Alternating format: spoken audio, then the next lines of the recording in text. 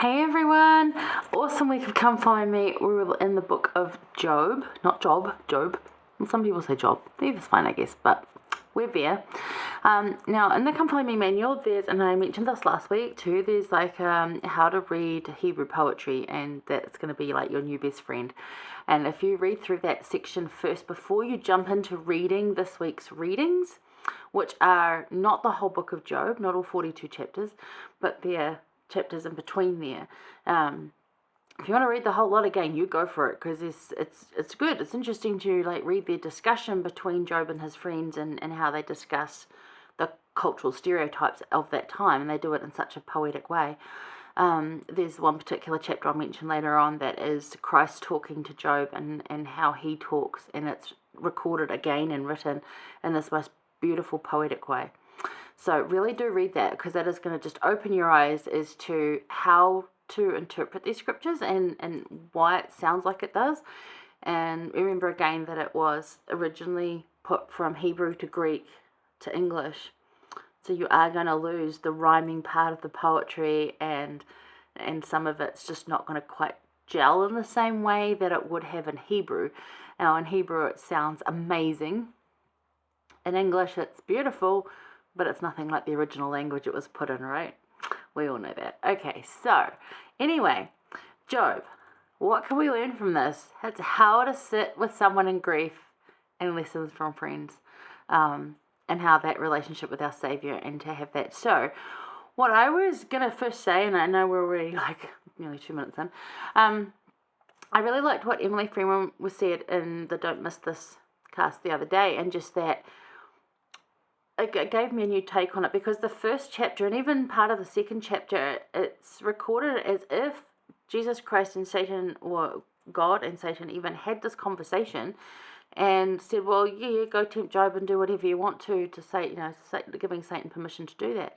And it sounds really harsh, and I'm like, okay, I love how she think of it as that was a premortal discussion about all of us, that in mortality, Satan is going to be able to tempt, destroy, do all sorts of things to see how we react and what our decisions are going to be. That is discussing agency and what we get to do. Now I'm going to close off with an awesome insight from President Spencer W. Kimball, so that will kind of bookend it. But to think that this is your story.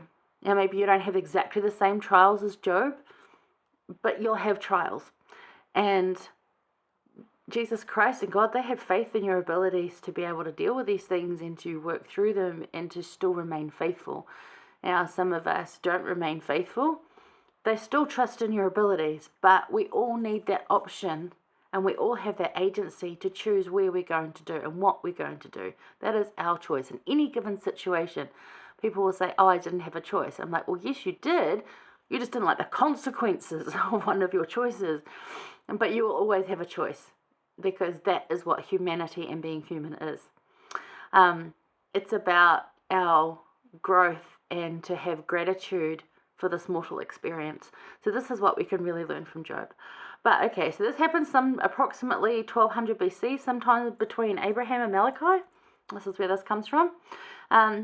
This was also a time, when I say cultural stereotypes, this was a time when having more or doing better in life meant you were more righteous. That's what was commonly believed.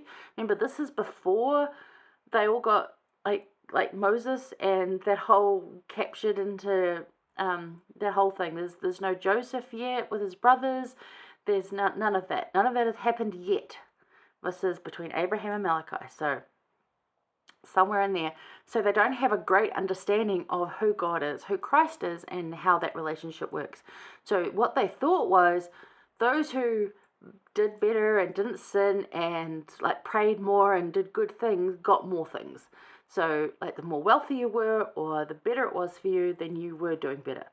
So this is a conversation between the friends and Job after he loses everything, which, just horrible as to why this happens.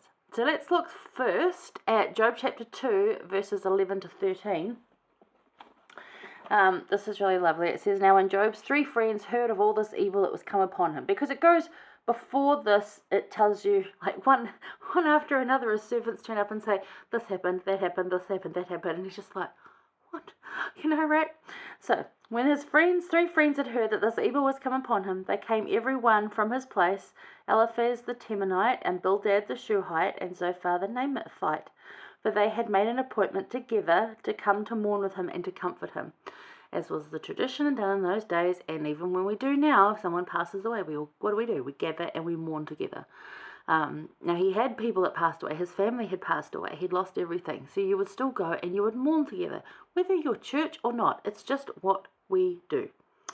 Verse 12, and when they lifted up their eyes afar off and knew him not, they lifted up their voice and wept, and they rent every one of his mantle and sprinkled dust upon their heads toward heaven. So it's talking about, like, they see him and he's in such a bad state they don't even recognize him. They didn't realize how bad it was. So they rent their mantle and just like, cry out to heaven. So they sat down with him upon the ground 7 days and 7 nights, and none spake a word unto him, for they saw that his grief was very great. So that's what you do. How to mourn with those that mourn. You go and sit with them. You don't have to say anything. You don't have to be anything other than you. You just need to be there. For most of us, it's about being heard, being acknowledged that we're in grief, and just being comforted by the fact that people care, that you're not alone. For most of us, that's what we need.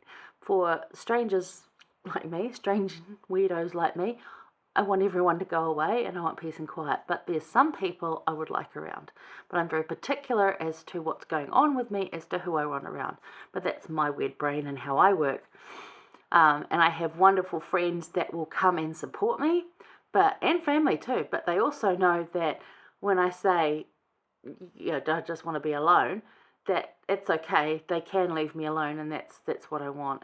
Or if I just want this one person to stay or something, and that's how it works. But it's mostly you just want people. And during COVID, we couldn't go and be with people, but we could still message them. We could call them. We could send notes of, like, we would love to be there with you. We could express how we would want to sit with them in their grief. So how to mourn with those that mourn. So Job is smitten and loses everything and then gets really physically sick. So 3 friends come to comfort Job and mourn with him. It's so bad that they don't recognize him. It's pretty bad, right? And they just sat with him 7 days and nights and saw his grief was great. It's basically what it is. Our next one's going to talk about what not to do. And we're going to talk about how his friends tried to do the best thing, actually said some really silly things. So, yeah, anyway. It's a long discussion, and it's a good one to have because not everyone's way of comforting is actually going to be comforting to the person you're trying to comfort. Makes sense. Okay, anyway, out of Holland, he said, tears are all right. They are the price we pay for love, care, and compassion in the world. And it's so true. It's okay to cry. It's okay to mourn. It's okay to be in grief. It is okay to do that. It is all right to take a break. It is all right to say, this is too much for me today. I need to go grieve. I need to go mourn for a bit. I just need to just chill. It is a very healthy activity to do that. A lot of people, I notice more, are doing that because of the stress levels at this time. So we can give more grace. We can give more grace to these opportunities. When we're waiting in a line, obviously everyone's busy and doing the best they can. We can give grace and just be patient. We can let someone who's struggling to stand because there's no more places to sit, if we're standing okay, let them go first. You can obviously see they're struggling. Give some grace. That's what we can do. How to mourn with those that mourn. All right. Awesome start. I'll see you soon for insight number 2.